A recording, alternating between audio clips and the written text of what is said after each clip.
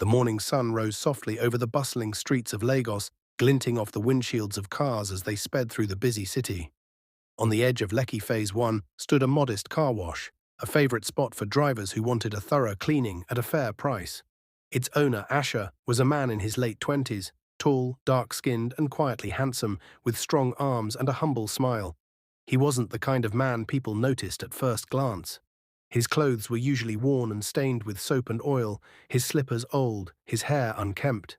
Yet there was something striking about him, a calm confidence, a sense of peace that made others feel they could trust him.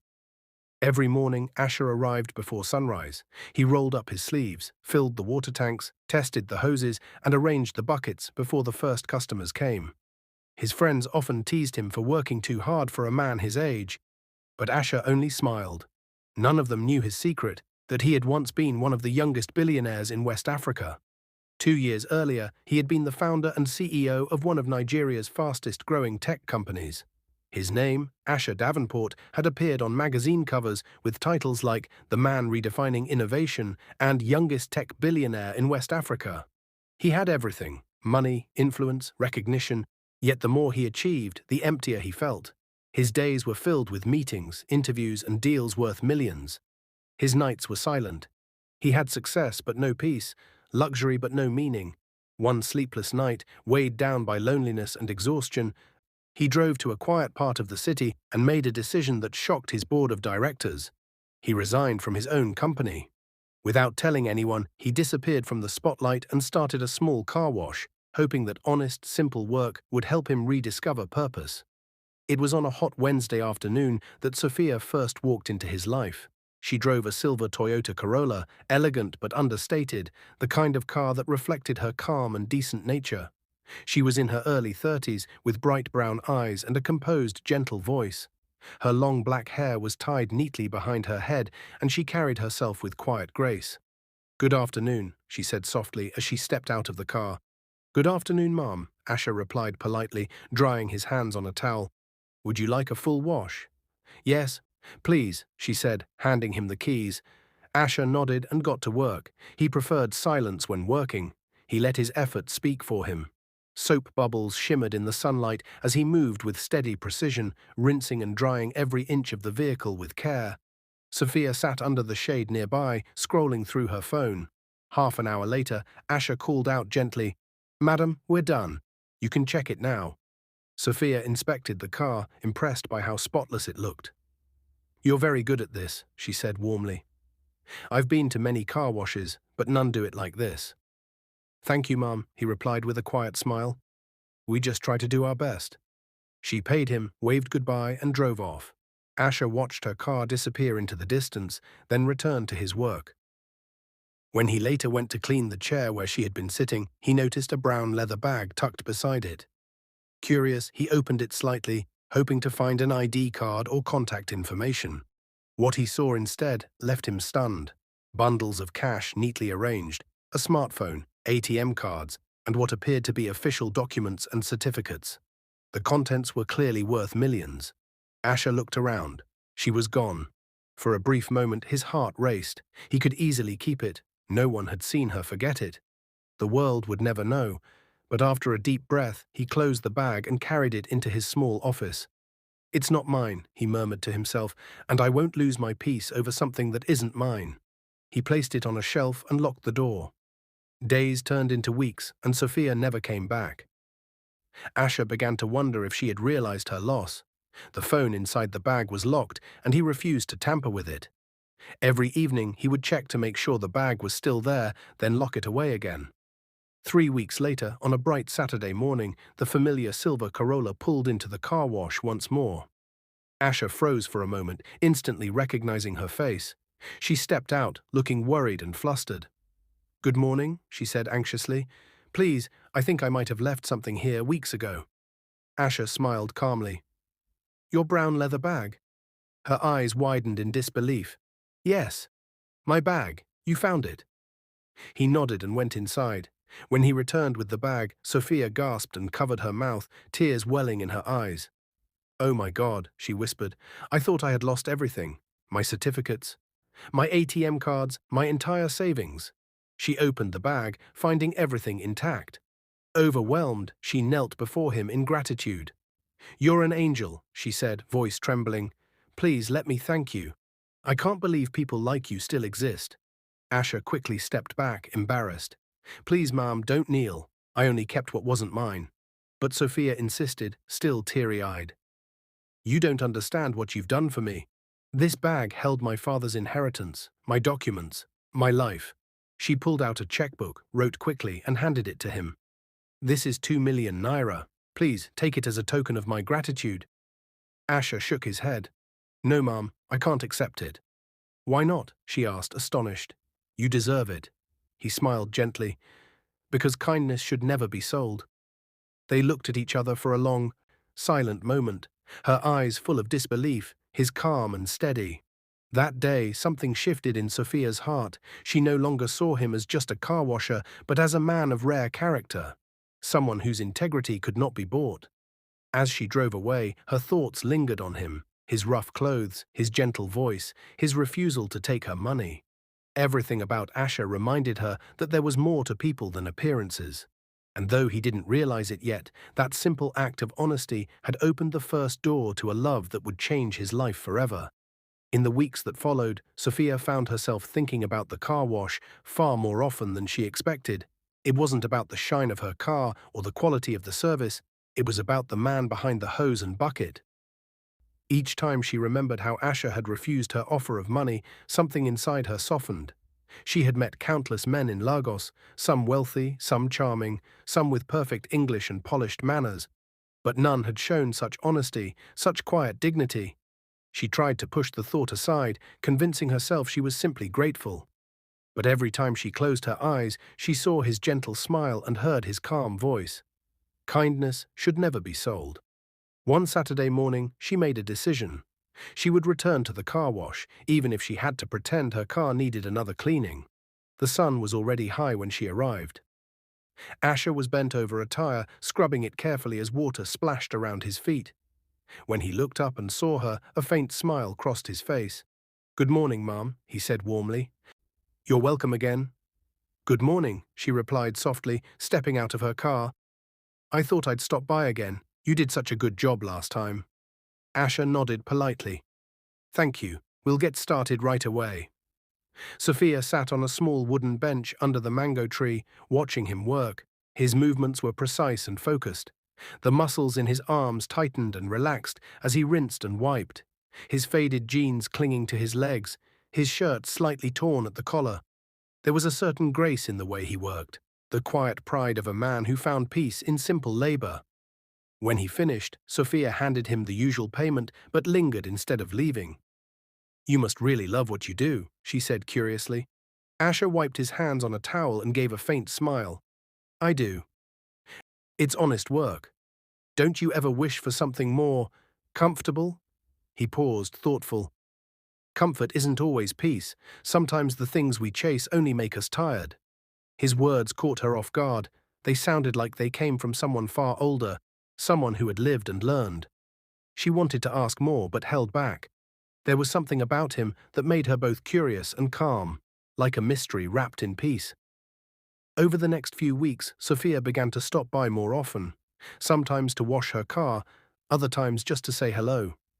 Their conversations started small, about the weather, the endless Lagos traffic, or the mischievous children who ran around the car wash.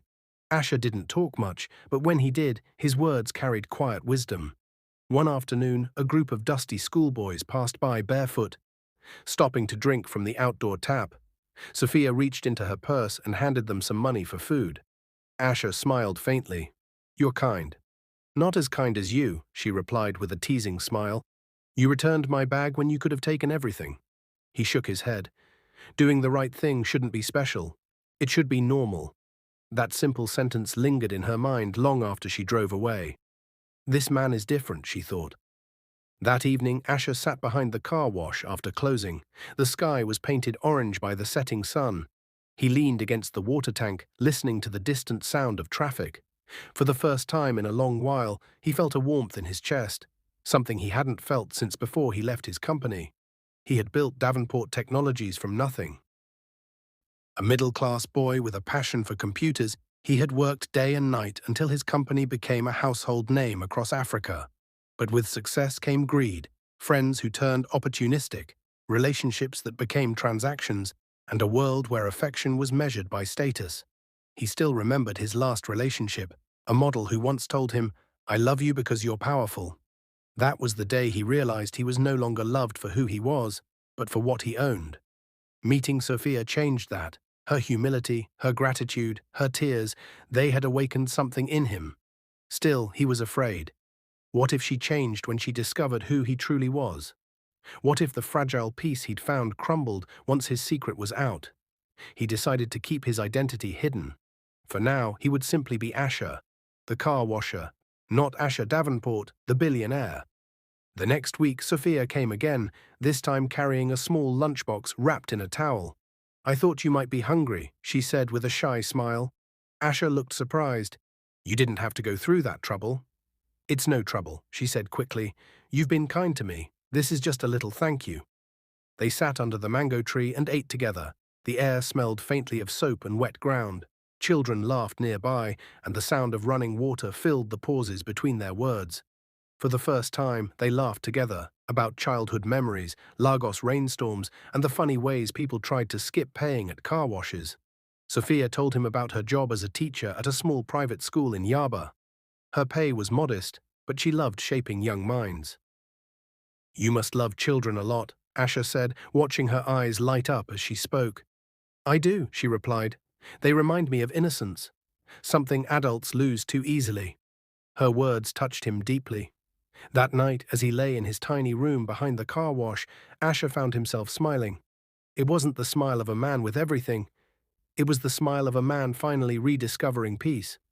Weeks turned into months, and their friendship deepened naturally. They began to meet outside the car wash, lunch at small cafes, quiet evening walks along the marina. But soon the boys who worked under Asher began to tease him. "Ogre, that fine madam likes you, oh," one said with a grin. Asher laughed it off. "She's just my friend." "Friend? Ah, the way she looks at you, it's more than friendship," another joked. Asher only smiled, but deep down he knew they weren't entirely wrong. Sofiya had become more than a friend. She was light in his quiet world. One evening, after closing, he walked her to her car as usual. The streetlights flickered softly above them. Before she got in, she turned to him. "Asher," she said quietly, "do you know why I come here often?" He hesitated. "Because of your car?" She smiled, shaking her head. "No, because of you." Asher froze. Her voice was soft, but her eyes were honest. For a moment, he didn't know what to say. "You're the most genuine person I've ever met," she continued. "I've seen people with money who have nothing inside them, but you're different." He swallowed hard. If only she knew the truth. If only she knew he was one of those wealthy people she spoke of, except he had walked away from it all. "Sofiya," he said softly, "you don't really know who I am." "Maybe not," she replied, smiling faintly. "But I know your heart, and that's enough." That night, Asher couldn't sleep. The city lights shimmered faintly through his window as he lay staring at the ceiling. For the first time in years, he wondered if he was ready to love again. Not as the billionaire the world once worshipped, but as a man who had finally learned humility. Little did he know that fate was about to test both his heart and hers, in a way that would reveal the true meaning of love beyond wealth. The weeks that followed were filled with warmth and quiet joy. Asher and Sofiya's bond grew stronger with every passing day, a connection built not on wealth or appearance, but on sincerity and trust. They met nearly every weekend, sometimes at the car wash, sometimes at a quiet park in Victoria Island. She always brought food, and he always brought laughter. But with every new memory they created, Asher began to feel the weight of a secret pressing on his heart. Every smile from Sofiya, every act of kindness from her, made it harder to stay silent. He had promised himself a simple life, free from the greed and pressure of his past. Yet he knew the truth couldn't stay hidden forever. One evening, after closing the car wash, Asher sat on a wooden chair outside, watching the last streaks of sunlight fade across the sky. The air smelled faintly of soap and rain. A voice behind him broke the stillness. "Asher Davenport," someone said with a familiar chuckle. "Still washing cars, boss." Asher turned quickly. It was Kola, his former driver and longtime friend. He hadn't seen him in over a year. "Kola," Asher said, standing to greet him. They shook hands warmly. Kola smiled, looking around the small car wash. "You really did it," he said. "You walked away from everything. The board still talks about you, you know? They think you lost your mind." Asher gave a quiet laugh. "Maybe I did, but I found peace here. Something I never had back then." Kola studied him for a moment. "Peace is good," he said softly, "but peace can't hide you forever. People still remember your name. The media still mentions you from time to time, and if this lady you've been spending time with, Sofiya, right? If she finds out from someone else, it'll hurt her." Asher's expression darkened. He knew Kola was right. He had never intended to deceive Sofiya. He had simply wanted a chance to be seen for who he was, without the weight of his wealth or fame. But now, that line between truth and silence was becoming too thin to hold. 2 days later, Sofiya called him, her voice filled with excitement. "Asher, I have a surprise planned for you this weekend," she said. "Don't say no." He smiled faintly. "All right, I'll be there. What's the occasion?" "You'll see," she replied with a light laugh before hanging up. When Saturday came, Sofiya arrived at the car wash early. She wore a simple white dress, her hair neatly tied back, her smile radiant. "Today," she said, "we're going to the orphanage where I volunteer." Asher's heart warmed. "I'd love that," he said immediately. They drove for nearly an hour to a small orphanage in Surulere, a modest building filled with laughter, chatter, and the sound of children playing. The moment they stepped in, the children ran to Sofiya, shouting her name joyfully. She knelt down to hug them, her face glowing. "Asher, meet my little angels," she said proudly. "These children are my biggest joy." He smiled, watching her move from one child to another, her kindness effortless and pure. Together they distributed food, fixed broken toys, and read stories. The afternoon passed in simple, heartfelt moments that reminded Asher what purpose truly looked like. Later, one of the staff members pulled Sofiya aside and whispered, "The orphanage might close soon if we don't raise enough money." Sofiya's face fell. "We can't let that happen," she said quietly. Asher overheard. He said nothing, but her words stayed with him long after they left. That night, after dropping Sofiya home, Asher couldn't sleep. He thought about the orphanage, about those children, and about the peace he had found through Sofiya. By morning, he had made up his mind. On Monday, Asher put on a plain white shirt and jeans and made a trip he hadn't made in months, to Davenport Towers, his old company headquarters in Victoria Island. The moment he walked through the glass doors, the security guards straightened up immediately. "Good afternoon, sir," one said respectfully. Asher nodded. The sight of the sleek lobby, the polished floors, and the familiar scent of coffee and glass cleaner brought back a rush of memories. He stepped into his old office, still untouched since he left. His nameplate gleamed on the desk. Framed awards hung on the wall. His mother's smiling photo still stood near the computer monitor. He sank into the leather chair and stared at the skyline through the window. Lagos stretched before him, restless, beautiful, alive.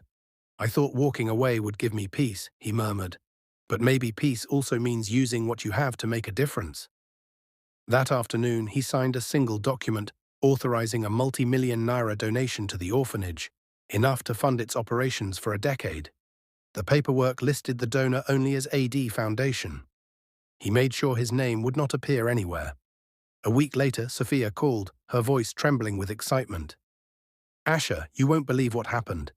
He smiled at her tone. "Tell me." "Someone donated a huge sum to the orphanage, millions.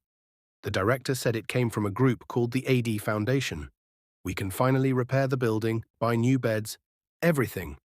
Asher's chest tightened, but he smiled softly. "That's wonderful news. I'm really happy for you and the children." Her voice sparkled with joy. "I wish I could meet the person behind that foundation.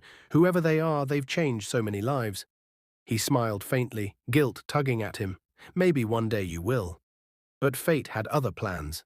A few days later, Sofiya was scrolling through social media during lunch when a headline caught her eye. She froze. The article included a photo, Asher, dressed in a crisp white shirt, standing beside a board labeled AD Foundation. Her heart stopped. She read the line again. After a 2-year hiatus, Nigerian billionaire Asher Davenport, founder of Davenport Technologies, was spotted overseeing charity projects across Lagos. The phone slipped from her hand. Her thoughts raced. Could it be him? The same Asher who washed cars? The man who refused 2 million naira? She grabbed the phone again, scrolling through the photos. His face, his posture, there was no mistake. It was him. A wave of shock, confusion, and betrayal swept through her. Why hadn't he told her? Why pretend to be someone else? Her chest ached as she drove straight to the car wash that evening. The compound was quiet except for Asher, who stood rinsing a bucket under the fading sunlight. When he saw her car, he smiled, but the expression faded quickly when he saw her face. "Sofiya," he said carefully. "What's wrong?" She held up her phone, the article glowing on the screen. "Is it true?" He froze, his heart pounded. "Sofiya, tell me the truth," she demanded, her voice trembling. "Are you Asher Davenport, the billionaire?" He hesitated for a long moment, then lowered his eyes. "Yes," he said finally. "It's true." Her hand fell to her side. "All this time," she whispered. "You lied to me." "I didn't lie," he said softly. "I just didn't tell you everything. I needed to find myself again, to live without being treated like a brand. I wanted someone who saw me, not my money." Her eyes filled with tears. "You should have trusted me enough to tell me the truth. You think I would have treated you differently? I cared about you, Asher, not your wealth." "I know," he said, stepping closer. "That's what scared me. For once, someone saw me for who I am, not for what I owned. And I didn't want to lose that." Her voice broke. "But you lost my trust instead." Asher's chest tightened painfully. "Sofiya, please." She turned away, her tears glistening in the evening light. "I don't know if I can forgive you," she whispered. Then she got into her car and drove away. Asher stood alone long after the sound of her car disappeared. The moonlight reflected off the wet pavement. He leaned against the wall, staring blankly at the dark sky. "I wanted love beyond wealth," he murmured. "And now I might have lost it because of it." He closed his eyes, unsure whether honesty had come too late, and whether true love could survive the weight of a secret. The next morning, Lagos seemed quieter than usual, or perhaps it was simply the silence inside Sofia's heart that made everything feel muted. She had barely slept. All night, her mind replayed every moment she had shared with Asher, their laughter under the mango tree, the way he refused her money, his humility, his warmth. Everything had felt so real. And yet now, doubt whispered through every memory. Had it all been a test? Had she been part of some hidden experiment, a rich man's search for meaning? She sat by her window as dawn light filled the room, her hands wrapped around a cup of untouched tea.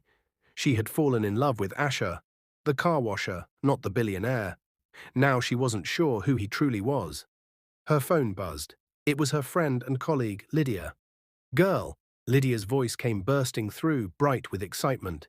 "Did you see the news? That billionaire who donated to our orphanage. It's your Asher. You didn't tell me you were dating that Asher Davenport." Sofiya sighed. "Please, Lydia, it's complicated." "Complicated?" Lydia laughed. "You're dating a man every woman in Lagos dreams of. Don't overthink it." But Sofiya ended the call. It wasn't that simple. Love was never about headlines or fantasies. Across town, Asher sat in his penthouse for the first time in months. The marble floors gleamed, the glass walls sparkled. But the apartment felt lifeless. The very luxury that once defined him now felt like a cage. He gazed out at the skyline of Victoria Island, its towers piercing the hazy morning sky. He thought about Sofiya, her tears, her words, the hurt in her eyes when she discovered the truth. He had never meant to deceive her. His silence hadn't been born of pride, but of fear, the fear that honesty would destroy the fragile, genuine love he had found. On his laptop, headlines glared at him. Billionaire Asher Davenport spotted working as car washer. Mystery woman linked to billionaire's secret life. Someone must have posted photos online. Maybe one of the boys at the wash had recognized him after the story broke. The media frenzy was spreading fast. He immediately called his lawyer. "Make sure no one harasses that woman," he said firmly. "Whatever it costs, protect her privacy." "Yes, sir," the lawyer replied. When Asher ended the call, he shut his laptop and sat back in silence, guilt pressing on his chest. 2 days later, Sofiya arrived at the orphanage to find a crowd of reporters outside the gate. Cameras flashed, voices shouted questions. "Miss Sofiya, how long have you known Mr. Davenport? Did you know he was a billionaire when you met him? Are you two still together?" She raised her hands weakly. "Please, no comment," she said, pushing through. Inside, the children ran toward her, laughing and calling her name, but she couldn't smile. Everything had changed. The warmth of that place now felt invaded. That evening, her phone rang. An unfamiliar number flashed on the screen. She hesitated, then answered. "Sofiya, please don't hang up."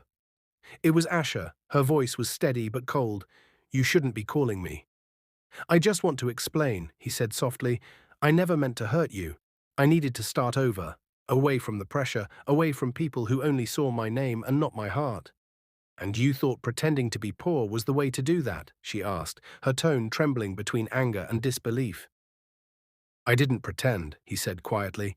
"I became what I needed to be to understand life again. That car wash saved me. You saved me." There was a long silence between them. "You lied by omission, Asher," she finally said. "That's still a lie." "I know," he whispered, "and I'll spend the rest of my life proving that my love wasn't." Her throat tightened. "Good night, Asher." When the line went dead, he stared at his phone until the screen dimmed to black. Days passed. The frenzy faded from the news, but the distance between them did not.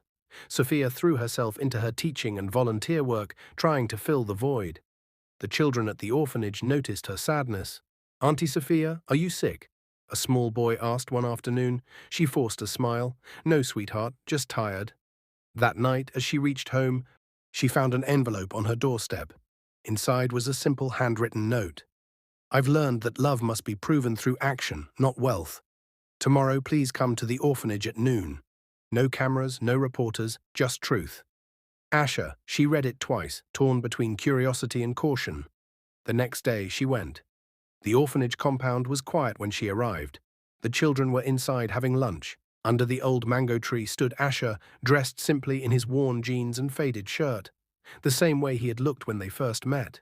He turned as she approached. His expression was humble, his eyes tired. "Thank you for coming," he said gently. "What is this about, Asher?" she asked, crossing her arms. He gestured toward the building behind him. The once cracked walls were newly painted, the playground repaired, and rows of bright new beds were visible through the windows. "The orphanage is now fully funded for the next 10 years, he said. "Every child here will have education, health care, and a future." She stared at him, speechless. "You did all this?" He nodded. "Yes, but not to impress you. I did it because you taught me what real purpose feels like. You showed me that kindness is also wealth." Her eyes softened despite herself. "Asher, you can't buy forgiveness." "I'm not trying to buy it," he said quietly. "I'm trying to earn back trust. I hid my wealth because I wanted love that was pure. I didn't realize honesty was part of that purity." Sofiya looked down, tears glistening in her eyes. "You hurt me, Asher.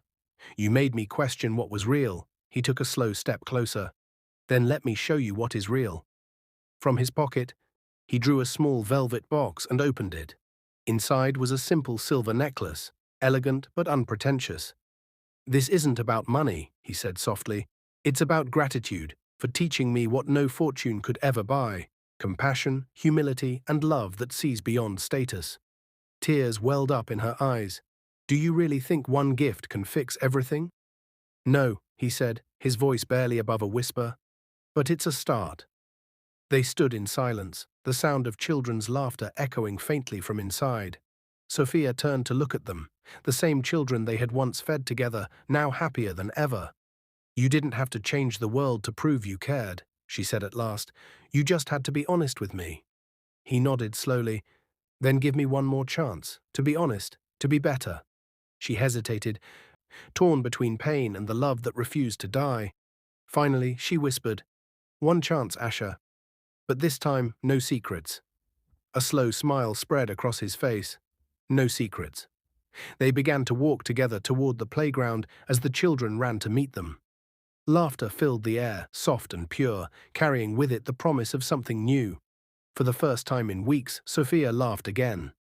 Asher watched her, his heart lighter than it had been in years. But deep inside, both knew the journey wasn't over. The world would still judge them. Their love would still face trials. Because true love, love beyond wealth, had to survive not just secrets, but truth itself. The following weeks brought a calm that felt unfamiliar, fragile, yet beautiful. The media had moved on to news stories, the reporters stopped calling, and life slowly began to return to normal. But for Asher and Sofiya, normal could never be the same again. They had found their way back to each other cautiously, like two people learning to trust again. Some days they laughed easily, as if nothing had ever come between them. Other days, silence filled the space between their words, heavy with memories they were still trying to heal. But through it all, they chose to keep trying. Asher began to spend more time at the orphanage, not as a billionaire donor, but as himself, dressed simply, helping with chores, fixing broken chairs, washing plates, and reading bedtime stories. The children adored him, completely unaware of his fame. Sofiya often stood by the doorway, watching him quietly. Beneath the layers of wealth and reputation, he was still the same man who once returned her forgotten bag, humble, gentle, and kind. One bright Saturday morning, the orphanage held a small community celebration to mark its reopening. Parents, donors, and neighbors filled the compound. The children sang, danced, and recited poems under the old mango tree. Asher stood in the crowd beside Sofiya, his hand brushing against hers. For the first time in months, she didn't pull away. When it was her turn to speak, Sofiya walked to the podium, her heart pounding. She looked out at the smiling faces, then at Asher, who watched her with quiet admiration. "Many people believe wealth is measured by how much you own," she began softly. "But I've learned that true wealth is measured by how much love and kindness you give." The crowd fell silent. "I once met someone," she continued, her voice trembling slightly, "who taught me that character is worth more than fortune. That honesty and compassion can heal more than money ever could. That man showed me that love, when it's true, exists beyond wealth or status." Her gaze met Asher's across the crowd. His throat tightened as emotion filled his chest. When she stepped down, he moved toward her quietly and whispered, "You didn't have to say all that." "I needed to," she said softly, smiling through tears. "Because it's true." Later that evening, after the guests had gone and the sun had dipped below the horizon, Asher and Sofiya stayed behind to help clean up. The air was warm, filled with the soft hum of crickets. The sky blazed with streaks of orange and gold. Asher turned to her. "There's something I've been wanting to ask you," he said. She looked at him curiously. "What is it?" He took a deep breath, reached into his pocket, and pulled out a folded sheet of paper. "I know I made mistakes," he said quietly, "but meeting you changed me. You reminded me that life is about people, not profits, about giving, not owning. So I wrote something for you." He handed her the paper. She unfolded it carefully and began to read. "Sofiya, I once thought wealth could buy happiness, but it only built walls around me. Then you walked into my life, not to take, but to give. You gave me peace when I was lost, humility when I was proud, and truth when I was hiding. You returned my faith in love. I don't want a life filled with luxury, I want one filled with you." Tears blurred Sofiya's eyes. "Asher," he took her hands gently, "I'm not asking you to love the billionaire. I'm asking you to love the man who's trying to be worthy of you." Sofiya smiled through her tears. "You already are." Months passed. Their love blossomed quietly, not in the glare of cameras, but in the small, ordinary moments. They didn't post pictures or make headlines. Instead, they built something real, private, patient, and grounded. Asher restructured his company into a foundation-driven enterprise, channeling most of its profits toward education and community development. He no longer cared about being called the richest man in Lagos. What mattered was purpose. Sofiya continued teaching, but later joined the Davenport Foundation, leading its education programs for underprivileged children. Working side by side, they found fulfillment in service, the same purpose that had drawn them together in the first place. During one board meeting, an executive asked Asher, "Sir, are you sure about this? You're giving away almost half your shares to charity." Asher smiled calmly. "I've been rich before. Now I want to be fulfilled." The room fell silent. In that moment, it was clear. Asher Davenport had become more than a businessman. He had become a man of principle. A year later, on a quiet Sunday morning, Asher took Sofiya back to where everything had begun, the small car wash in Lekki. The hoses were neatly coiled, the buckets arranged in a line, and the old mango tree still stood tall beside the water tank. Sofiya smiled, nostalgia warming her face. "I can't believe this place still looks the same." He nodded. "It's where I found honesty again. And it's where I want to start the rest of my life." He reached into his pocket and pulled out a small box. Inside was a simple gold ring. Nothing flashy, just elegant and sincere. "Sofiya," he said softly, "you once told me that love isn't about what a man has, but who he is. Today I stand before you, not as a billionaire, but as a man who finally understands what truly matters. Will you marry me?" Tears glimmered in her eyes as she nodded. "Yes, Asher, 1,000 times yes." He slipped the ring onto her finger, and she threw her arms around him, laughing and crying at once. The scent of soap and sunlight filled the air, the same scent that surrounded them the day they first met. Months later, their wedding was held quietly in a garden by the sea. Only close friends, family, and the children from the orphanage were invited. There were no reporters, no flashing cameras, just genuine smiles, laughter, and vows whispered beneath the breeze. Asher held her hand as they walked down the aisle. Waves rolled gently in the background. "Do you know what I realized?" he whispered. "What?" she asked, smiling. "That wealth means nothing without someone to share it with. You were my missing piece, Sofiya." She looked up at him, eyes shining. "And you were my reminder that goodness still exists." They stopped as the pastor smiled. "You may now kiss your bride." Asher leaned forward and kissed her softly. For the first time in his life, he felt truly rich. Not because of what he owned, but because of what he had found. Love beyond wealth. Years later, a photograph of Asher and Sofiya hung on the wall of the orphanage, both smiling, surrounded by children. Beneath it, a brass plaque read, "This place stands as a reminder that kindness is the greatest form of wealth." And whenever the children asked who the man in the photo was, the caretakers would smile and say, "He's the man who once washed cars, but found love that washed his soul."